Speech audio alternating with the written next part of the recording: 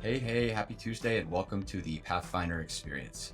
This is Ryan Duffy, managing editor of Payload, and as of the time you're hearing this, host of Pathfinder. Pathfinder is a new weekly show where we'll be sitting down with the top shot callers in space. Up first in the hot seat is Michael Suffredini, the president and CEO of Axiom Space. Axiom is a space unicorn building space stations, and as you can tell, we love space.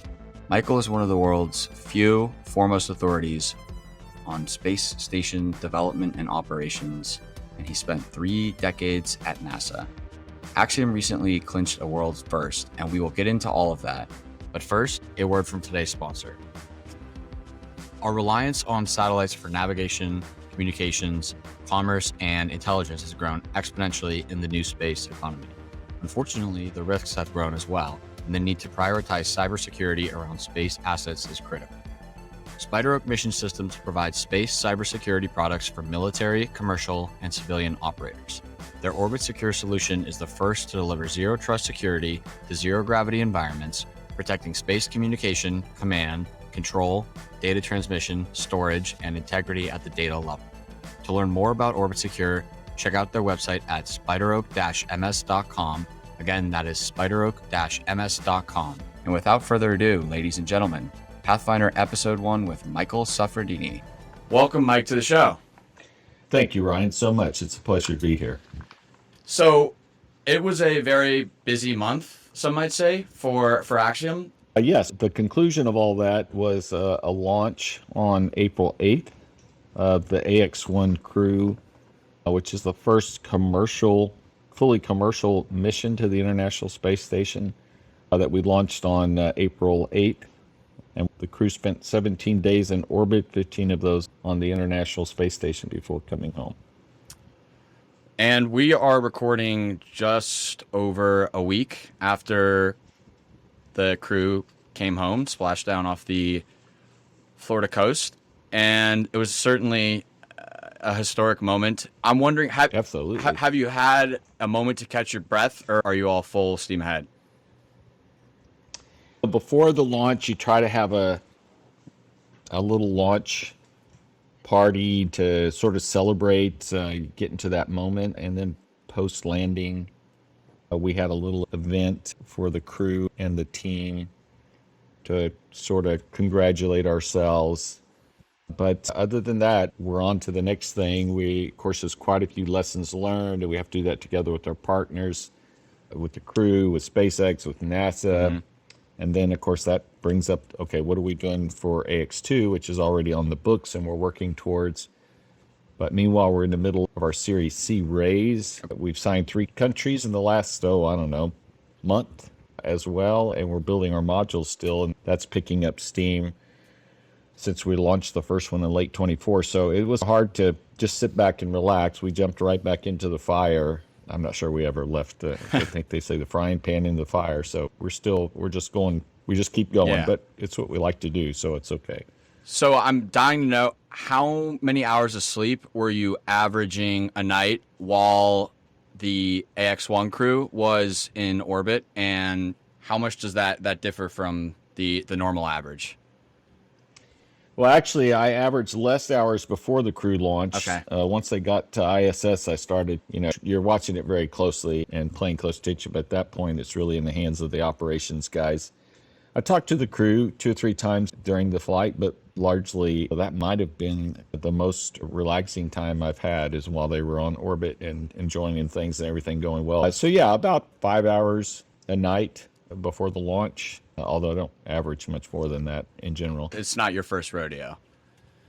Yeah, no, it's not our first flight, no. I wanted to ask, on that first mission, you had to contend with Florida weather, a tense geopolitical situation that at least rhetorically has reached the ISS, and then plenty of other developments, some of which were public, some of which I'm sure weren't all public.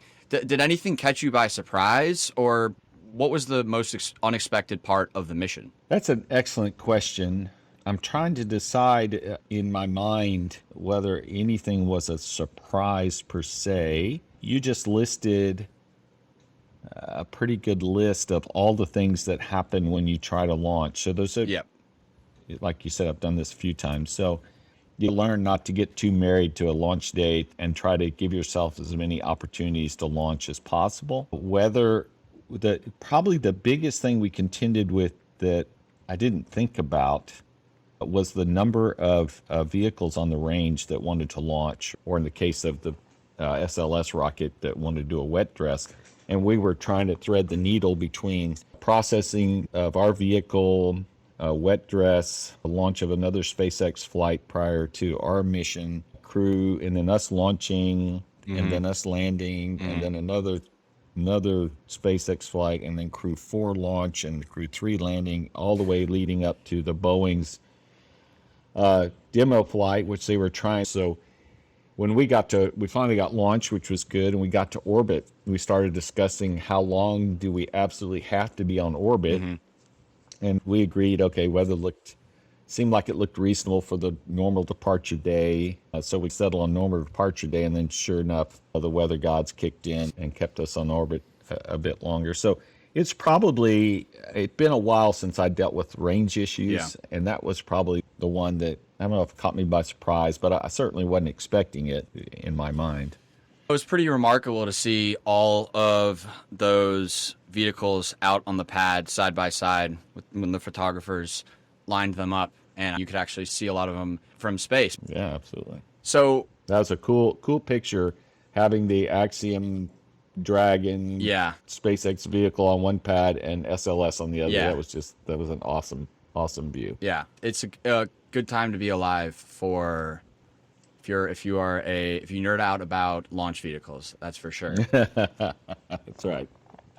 Obviously, you spent a decade as a program manager at NASA for the ISS. Can you tell me a little bit about how that informed your decision in 2016, or maybe in the run-up to 2016, to start this company? And can you tell me about what the reactions were like back then when you started talking about wanting to build a commercially owned and operated space station? Now, if I look back, it's like almost 40 years I've been in human spaceflight. And I've been in the ISS program for 20 years total, the last 10 years, like you said, as the program manager. So when I decided to retire and do something different, I didn't decide to retire. Technically, I retired from the agency, but really I decided it was time to do something different.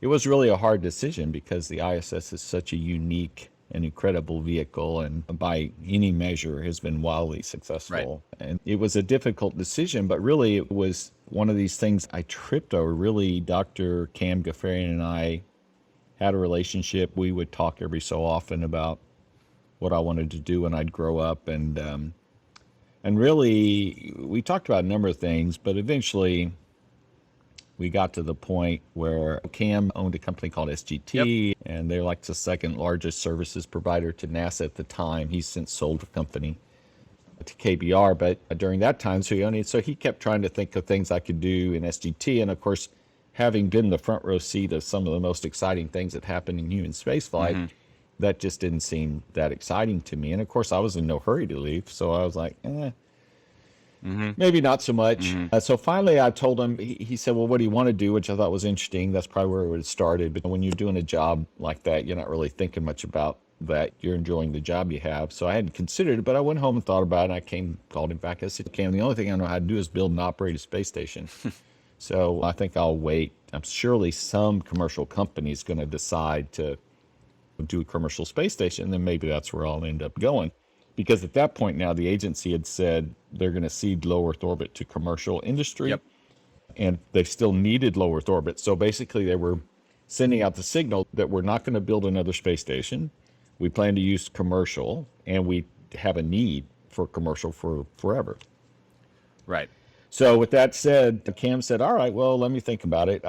I thought we were closing out our conversation, but he said, "Well, let me think about it." He called me back probably the next day and said, "Okay, I'm in. Let's go build a space station." So that's really kind of how we started. He seeded the company, and we were off to the races. So It happened just like that. It wasn't like I've been pining over building, running a company that Right. built a space station. We just decided that the ducks were kind of aligned, and we thought, well, let's go do that.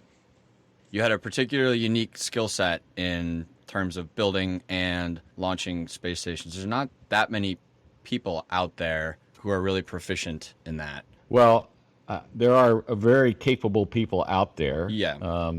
The folks that preceded me and the ones that followed me. But I am unique in that I spent 10 years, and I'm the longest tenured ISS program manager. But it really did inform all of my decisions about how we would build the station, what we didn't have to do anymore, how we would save costs, where you can make significant changes and still be just as safe. Every day, it's my experience with NASA and ultimately the last 10 years as program manager that I learned so much, and I apply it to every decision we make in terms of the design of the space station and how we operate everything. It is amazing, and I've seen the best and the worst of how you do it, and it's really informed pretty much everything we do in the company. It's been an amazing ride so far, and it's fun to be able to apply a lot of what you learned along the way.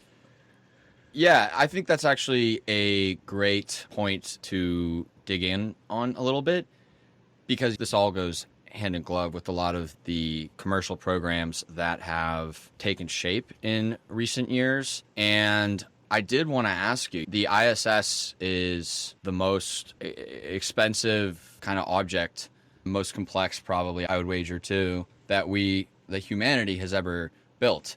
And of course that doesn't come cheap, but there are also all of these there are all of these benefits that we've had over the past 2+ decades of having continued access to low Earth orbit and whatnot. But I am curious to hear, as we sit on the precipice of all of these new stations going up, well, a couple new stations going up, where do you think, having done this once, there are those improvements and abilities to be more efficient? And again, this is in no way by any means a slight toward the ISS. It's the first time you do anything of that magnitude. It's going to be hard, and at every single step of the way you're dealing with bleeding edge technology, and it's not cheap to get up there into orbit.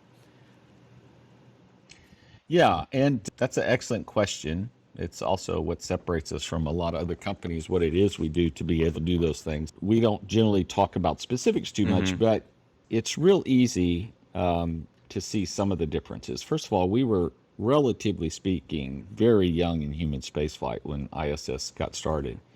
And so everything we built it like it was a rocket engine. And we used space qualified parts. Everything was triply redundant. We spent a lot of money building things. The technology was such that a lot of our major systems had to be outside. The Russians put them all inside, but it was still big components. So if you've seen the inside of an FGB, for instance, you go, wow, that's a pretty small corridor. Well, that's because a large part of their hardware is inside.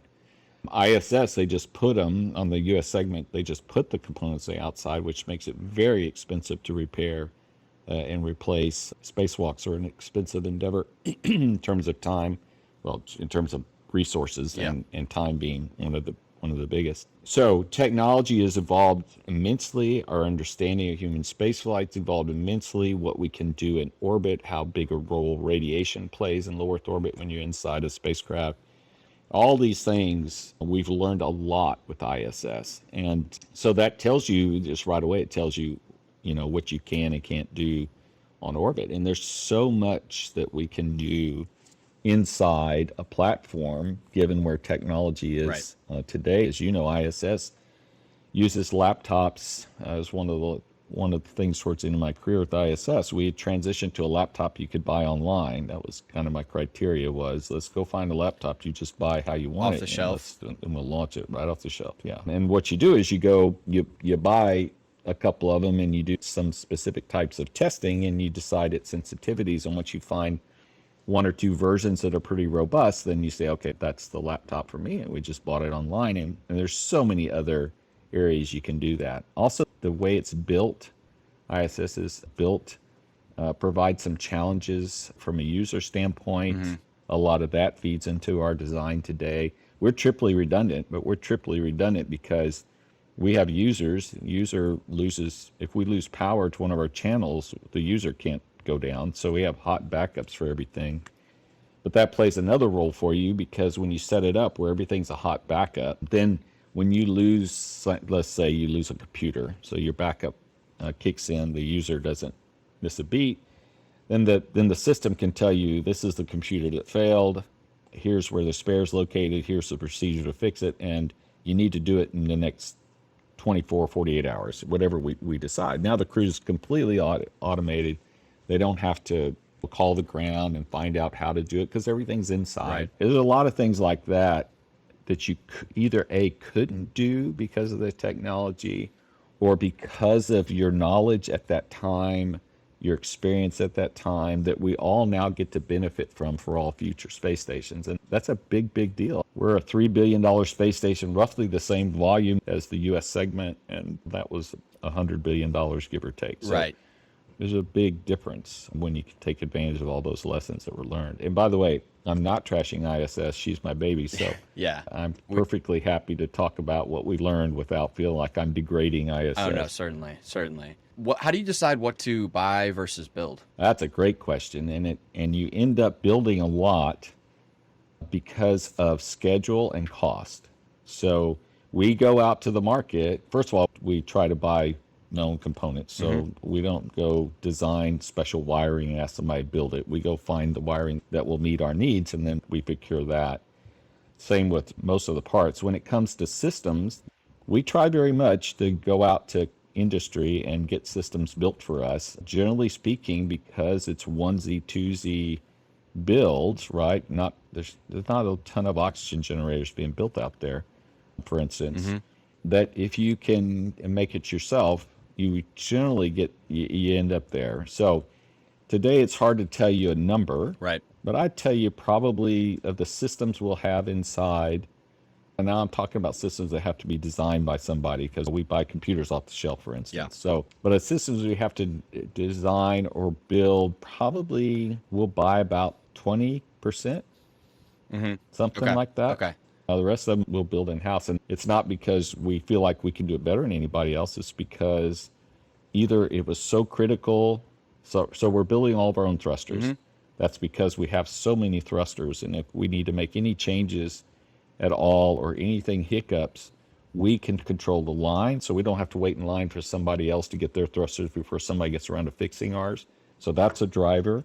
Another driver is just cost. So many things are very expensive for people to build for you. Right. And the other is schedule. It just takes so long for people to do it for you, either because they got other things to do or they just take a long time to do it, that those things drive things in-house, which is fun. I can't tell you how much fun we're having as engineers to get to design and build our own hardware. And it's just driven by the economics of it, really. Yeah. So I assume you would say that, to borrow one of the industry's favorite terms, you vertically integrated? Yes. We're vertically integrated, and that is a term that I don't use very often. Yeah. But yes, Yeah. we're technically speaking, we're very vertically integrated. I put the words in your mouth, but I think that makes a lot of sense. And I think especially now with all of the supply chain issues and more macro factors, that having that type of model allows you to control your destiny a lot better. Exactly. And you can see how companies like SpaceX get there. It's exactly for that reason. You have much more control of your own destiny. It's a much better way to go if you can do it.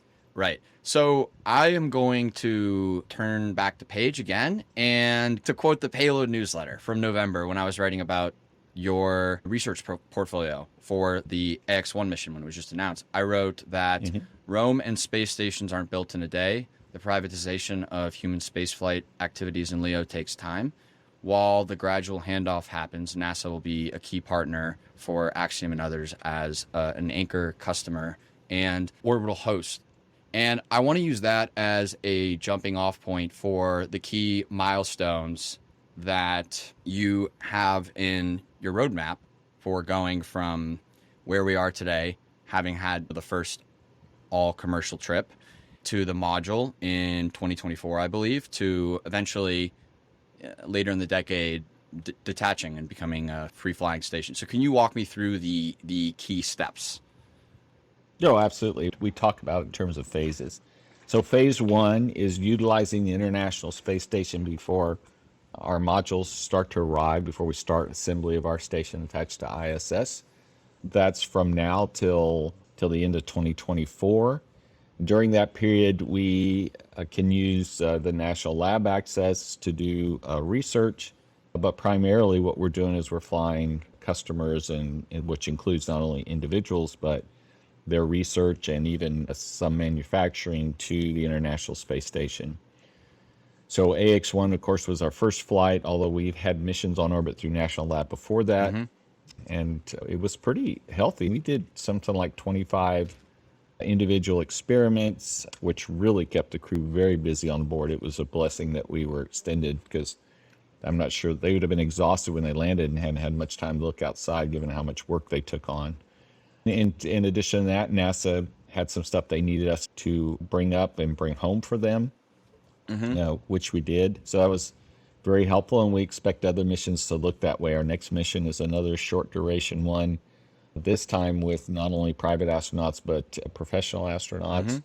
The third mission is probably a shorter mission, although right now today we call it the movie flight, but it's likely the movie flight's likely to move to the right a little bit. So the third one will be short. And then our fourth one will be all professional flight. These flights are flights that we can go to ISS because NASA has a spot, but they only have a couple of spots a year total. Okay. And so it's limited. So the reason why it's limited is docking ports and life support. Right. So when our first module shows up in 2024, that's phase two for us. This is the part where we're a segment on ISS. And our first module, we added docking port and life support for 4 crew. About 6 to 8 months later, we had our second module, which is identical. So it's got 4 more crew and another docking port. So now we added 2 docking ports and 8 crew spots. So now we've taken care of that constraint, and we can now fly basically as fast as we can. I think the demand will be such that we'll fly probably more often than SpaceX and Boeing has vehicles. Yeah. And at that point now, we continue to grow our station until about the end of the decade, as you said. And towards the end of the decade, when ISS is ready to retire, we'll separate when ISS retires. Okay. So when ISS is getting close to retirement, we start moving everything on ISS that wants to stay on orbit over to our space station, help deconfigure the ISS, and then we separate out, and ISS retires and deorbits, and we stay on orbit. And that part, we call that part phase 3, and that's where we fly a standalone. And the station's very evolvable, so during this period, we're probably growing based on customer demand. Eventually, manufacturing is going to get to the point where the manufacturers will want their own modules. You won't want to stay in a multi-purpose spacecraft, although again, we can evolve to be very big as a multi-purpose spacecraft. So we'll build purpose-built stations. We expect the military to be a customer as well. And so we can do it both ways. Some countries and companies will want their own module, which attaches to ours. In fact, we're doing that with an entertainment company today. We're building a module for an entertainment star ISS. We'll get to that. And then we'll also be, during this period, we'll be building purpose-built platforms for specific users that we'll launch and activate and can operate if they want us to. Eventually, our big plan is in the second half of the century is that begin building a space city. It's a very large rotating station where the center stays still because you got to have the microgravity, but the outer is where everybody lives. And really at that point, you can, when you go to work for 2 or 3 years in space, you can bring your family, and because it's rotating, you can have parks and stores and schools and movies, theaters, and all that kind of stuff. And so that's the way we see the future in low Earth orbit. It seems straight out of a science fiction novel or movie, but you have to start somewhere, right? Well, that's just it. The movies always start with the rotating station. Yep. They don't show you how you got there. Yeah, they skipped that part because to lay the groundwork for that final movie, you would need a Fast and Furious length franchise. That's good. I like that. Yeah, it'd be a whole friend's house. Time for a short break to hear about our sponsors again. Space is the new frontier for cybersecurity. SpiderOak Mission Systems builds space cybersecurity solutions for civilian, military, and commercial space operations. Their Orbit Secure protocol delivers zero trust security to zero gravity environments, protecting space communication, command, control, data transmission, storage, and integrity at the data level. To learn more about how zero trust architectures will revolutionize security in new space, download the new NSR SpiderOak sponsored white paper titled Space Cybersecurity, Current State and Future Needs. Find the white paper at spacecyber.com. Again, that's spacecyber.com. Or check out their website at spideroak-ms.com. And tell them Pathfinder sent you. So actually, let's pivot to the business considerations. This is a perfect time to do so. When that paradigm shift or pendulum swing, I suppose, happens, and I might be contradicting myself here because as we've already established, it's a gradual phase, but I think in phase 3, that's when NASA and the other partners would theoretically become owner-operators to becoming customers or users, right? Right. Mm-hmm. Can you walk me through how you are going to market now and selling both the existing services or products you offer, but also these slots and basically orbital real estate down the road later this decade? What does that process look like? Yeah, it's interesting.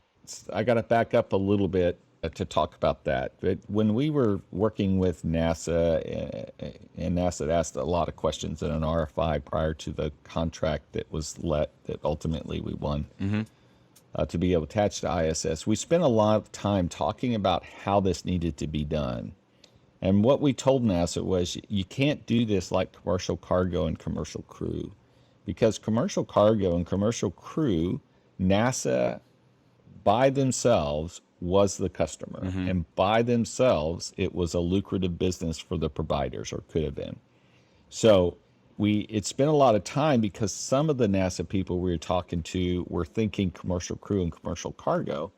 And some of them were thinking more like space station people. But the point is, there is not enough demand from the agency in the early times while you're building it. And not only that, unless people are really motivated to help build the demand, build the market. Yeah. And building the market's not because there's not something there, it's because the market doesn't realize that it's there.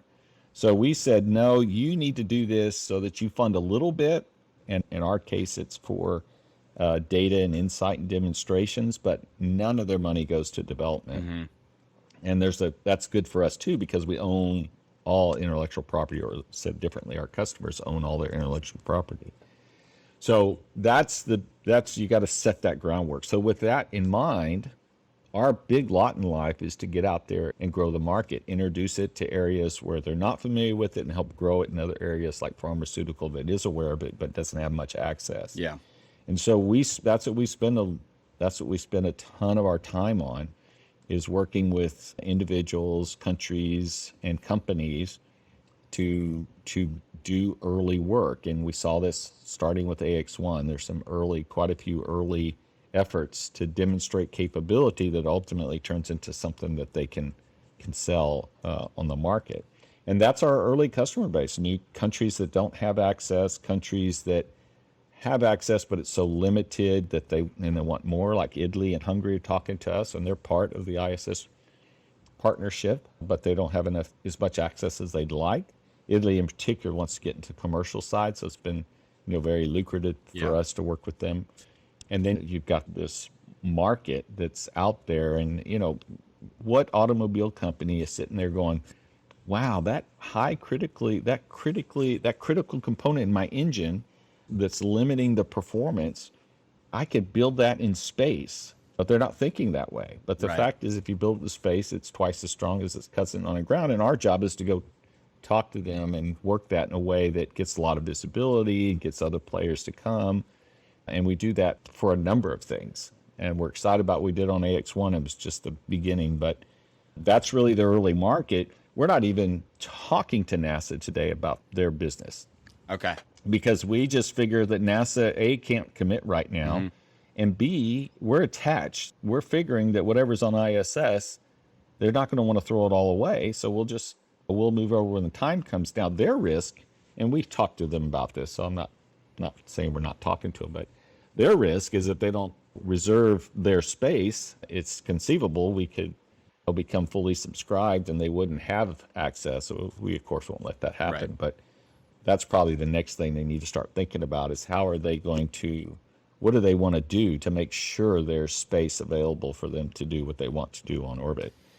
I don't know if that helped or not. That does help. It's a fascinating frame of reference, because even as you look toward Leo and all the constellations going up, and there's talk of congestion, but there's still a lot of space in Leo. And launch vehicles, same situation, probably still even less space. But when it comes to space, station space is the most finite resource, just because of all of the various complexity and all of the costs and all of the resources that you need to sustain that. And I never thought about that. Can you say a bit about how you are breaking down various business segments or possible revenue streams, whatever you want to call it? So we have sub-segments. Now, I'm not going to be a jerk, but a lot of this I won't tell you in much detail just because this is our bread and butter. It's just the secret sauce. No, understood. Right. But I'll give you some examples. So when we think about research, we break it up into fundamental research and applied research. So applied research to us is research leading to manufacturing. And so that's what we really focus on. We'll do fundamental research. We're happy to do it if somebody wants to, and we do have some customers like that. But really for us, we're focusing on applied research. What we do is we help them get to orbit. We help them with their experiments. We help them do their demonstrations. And then in the end, when they get around to selling whatever the product is they sell, we have some royalties. Mm-hmm. And so that's part of our business model. And we focus on manufacturing. Then there's service industries out there like intelligence community, Department of Defense. Those guys are markets. There's a big edge computing piece that's out there. Edge computing, this is the idea, is it's got so many satellites and so much data trying to come down. Now the thought is, hey, let's take the data, process it on orbit, and just send down the result that people are looking for. That's an area that we've focused on. Of course, working with countries is one of our big things, and countries are about doing research and flying to space, gaining experience. But once we get a little further along, there'll be the exploration piece of it. This is where we're testing technologies and then demonstrating systems. What's going to be different in the future is going to be, so if you've got a life support system that you've got to use to get crew to Mars and back, it kind of suck if it only lasted 9 months. And we found that on ISS. Some of these multi-phase fluid systems, they don't show you their design flaws until months into it. And we've proven that on orbit. So we not only are we going to have to do more technology development and demonstration, but we're going to have to then do system maturation, we call it, where a life support system comes to orbit, we turn it on, we have it run for several years. So those are a handful of the efforts. Now, to us, you're going to ask me this later, but I'll tell you now. But to us, the big thing that's going to really change our lives, I believe, is going to be manufacturing the space. Yeah. There will be products across all industries. You read my mind. That when you make it in orbit, you can't make it as good on the ground. You never will be able to make it as good until we figure out how to create microgravity on the ground. But until then, you can't do it on the ground. Making organs, 3D printing of organs is going to be a pain in the ass on the ground. Yeah. You can't do that. Scaffolding is going to screw everything up. But in space, you can do that. And there's a long list of products that you can only do in space. And so I think that's going to, over time, and it's across multiple industries. And so I think that's going to be the big swinger for us all, is once that starts to take hold. Yeah, and so examples would be organs, pharmaceuticals, fiber optic cables, semiconductors. It's fascinating because I'm sure you have so much visibility. Any structure. Yeah, any structure. Into all of these nascent business models that maybe aren't quite there yet, but could soon become very, very real. And I often say success for us, the measure of success, when in every boardroom across the manufacturing business world, which includes pharmaceuticals in our mind, that's a $30 trillion business, $30 trillion business today. That's If you include pharmaceutical, $30 trillion manufacturing business. When every company that's involved in that is at least sitting in their board going, is this the right year for us to start producing the product in space? That's when we'll be successful. Yeah, that's a lot of TAM. Do you take? Yeah. I know. I've noticed that you in previous comments you've called theoretical potential customers of the station users, and that's a really common practice in the tech world. And another tech analogy, I guess I would say, is defining a platform as, specifically within the technology context, it is something that supports all of these applications that with the sum of its parts, the value of what it's supporting is greater than the actual tool itself. And I'm somewhat butchering that definition, but do you also think about the station in that way and just the total amount of value that it will create based on what your users and partners are doing up there? Yes, it's in the best analogy that I like to, well, I think it's the best analogy, I could be wrong, is the internet. So we created the internet, we had all these great things, reasons why it's good and what we thought would happen. And when I first heard it, I thought, wow, I can look almost anything up online, look at that data. Mm-hmm. And you would have never imagined, we never imagined what we do today with the internet. And the internet was access to data and people. That's what it basically was. And any kid with a good idea and a little bit of programming skills could build a tool or product to sell. And millions of them did and do today.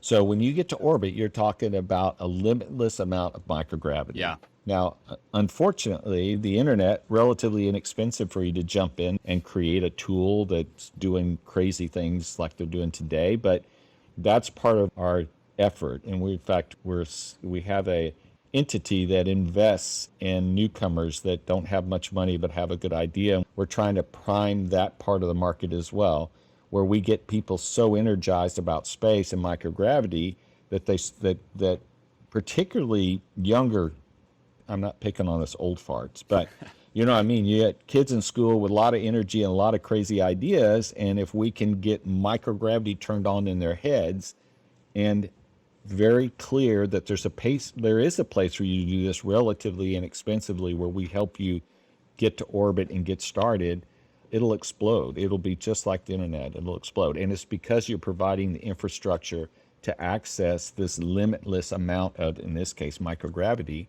just like the internet was limitless access to data and people. That's a helpful analogy. And I can definitely see how that sort of educational outreach and kind of market push could lead to some great things down the road. On the topic of the business and capital requirements, you're not pre-revenue, which helps. And you mentioned that you are in the process of raising your Series C. I'm curious if you can share any more into just what the initial capital outlay, maybe a ballpark estimate, because you're not going to want to give me exact numbers, but just how much of an investment is required to get to 2024 or phase 2, I don't know, whatever milestone you prefer. Well, we said out loud, it'll take us about $3 billion to build the station that we've laid out which volumetrically and internal volume wise is about the size of the U.S. segment, a little bit bigger than the U.S. segment is today. So that's a common figure we put out there. We don't talk too much about how much of that is investment and how much comes from revenue, but let me just say a very sizable piece of that CapEx comes from our revenue. Okay. And this year alone, I think we'll have over $1 billion in contracts by the end of 22 already. You can kind of get the sort of the magnitude. People love to use Tesla as a canonical sort of example here of a company that starts up market and uses that cash flow to eventually scale production, bring costs down, and release more affordable products. And the equation is not the same, of course, when you're talking about literally going to space. But based on all of this visibility across the entire ecosystem that you have and the decades of experience you have, do you see that? Do you think that model holds? Yeah, and I like to use, well, Tesla's a great example. Amazon is the example I like to use. And the reason why I like to use Amazon is Amazon took a loss for like 17 years. Clearly, they were growing like a weed, but they were positioning themselves to be the provider in a certain market share. Now, not only it's a little, no, I'm not going to say it's easy. What Jeff has done in Amazon is nothing short of Herculean, but it's really the idea that you have to start somewhere with something that people want and understand, and you provide it to them in a new way, and then you start multiplying that across different customer bases. So in Amazon's case, they started with books. It didn't take long for that to get very easy for people to understand. Yeah, it's just a book. It'll be shipped to me. It costs me less to do it. It's going to show up in my house in a few days. How bad can it be? It was easy for people to jump into. And then next thing you know, Amazon is selling everything, literally everything, over several years. And that took a lot of money to set up, but they established themselves. Well, I use Amazon because you can go online, get it cheaper, and get it here tomorrow. And I can wait till tomorrow to get my stuff. And so I think of it the same way for us, right? Today, the most obvious market people understand is the people to space. That is not the market that's going to blow us all away. Yeah. It's going to be the manufacturing that blows us all away. At least I think so. Again, this is pre-internet conversation we're having here, so I don't know what the hell it's going to really be. It's hard to anticipate. But that's my sense. But early on, you start with the product that people understand and want, and there's demand for. And that's the way I look at it. And I mean, Tesla's same thing. It's about creating a market that people want and then getting them energized to go buy it and then providing the product in a way that's cost effective. And they're losing money early too, right? While they build these things and said they were going to be cheap. And of course, they're not cheap at all now, but they've got, there's a fever pitch of people wanting Teslas, and they've been building them for so long now, they're pretty good at it. And so it's the same kind of thing. It's just now it's going to be in space. Yeah, I think that makes sense. Besides for the small task of sending the first commercial mission to the ISS, you've had a steady drip of announcements or partner announcements. A few months ago, I think there was an announcement about Tom Cruise. I mean, there's been a ton, but I have to ask about Tom Cruise. Well, let's see. The movie flight is the worst kept secret in the industry, and there's still some work to be done. I can't say too much about that other than to say that because of the intricate nature, because the fact that it is a relatively, it's meant to be a feature-length film, and the implications that has on NASA and how they want to do the film, it's taking a little longer to get ready to go do that than we initially planned. So that's probably evolving to the right, but again, we'll refer to it as a movie flight. So that's evolving to the right, but that's not for lack of interest. That's just the time it takes to get everything done. And then there's been other things going on independent of us getting ready for the movie flight. There are other things going on by the studio and the actors that has kept them from being quite ready yet. So there'll be more to come on that one. Gotcha. Mike, you're a busy man. You have plenty of work to do. Before we hop off here, just want to ask you some more rapid fire questions. I think that it's interesting to just see the lighter side of people, even as they're, running space unicorns and whatnot. And I want to start the rapid fire question with, since I'm speaking to a fellow Longhorn, if memory serves. Yes. What was your favorite part about attending the University of Texas? Oh man, watching Earl Campbell run like water. My first year I was there in '77. It was awesome. Love it. Probably one of my favorite ones. Yeah. And as a kid or broody teenager or even a young adult, What was the moment when you decided to dive headfirst into space, or was it less intentional and decisive and more just falling into space or happenstance? Yeah, so aerospace engineering was because I liked, drum roll, high performance jet aircraft. That's what I went into aerospace engineering for. I'm sure I you're not. I'm left, sure you're not the only one. yeah. So when I came out, you interview with, I don't know, a dozen companies, and I loved what was going on in human spaceflight and decided, and because design engineering, I was offered things like, hey, go design a turbine blade for an air conditioner for a helicopter. I was like, that does not sound like fun to me. So yeah, I jumped into to human spaceflight. I was aware of everything that had gone around, but really I jumped to human spaceflight somewhere in the middle of studying for aerospace engineering. And favorite sci-fi book or movie? Well, my favorite book, I got to say, is 2001. I still, and even as a movie, it was so well done by Stanley Kubrick. You can't let that one go. Although I love The Martian. Yeah. So I must say, I love both the book and the movie. Good choices. Good choices. And I anticipate for future podcast guests, we won't have such a heavy Texas tilt to all these questions, but what is, down the road in Houston, either in Houston or in Texas, what's your favorite barbecue spot? Well, if you come to Texas and only barbecue, you can be forgiven, but you also have to think about Tex-Mex. Okay. My favorite barbecue spot. But let's get both. I want to hear both. Let's see. Don Pico's. Okay. Is my favorite Mexican food place. And there's a little place called Red River Barbecue down here in League City, Texas, that we love to go to, and a lot of people do. So those are the two.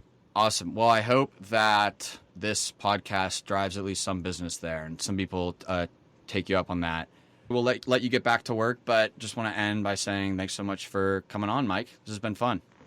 It's my pleasure. And, I don't know if customers will come, but if people just start thinking about what we're doing, that's half the battle right there. So that's awesome. And we look forward to flying you to space sometime soon, Ryan. I am counting down the days. Alrighty, y'all. If you haven't gotten your Texas fix yet, you sure have now.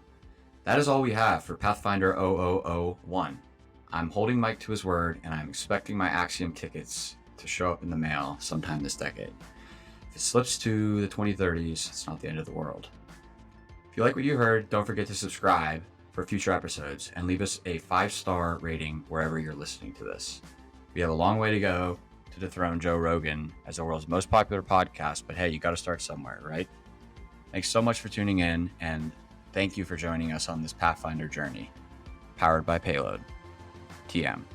I'm Ryan Duffy signing off, and I'll see you back here next week.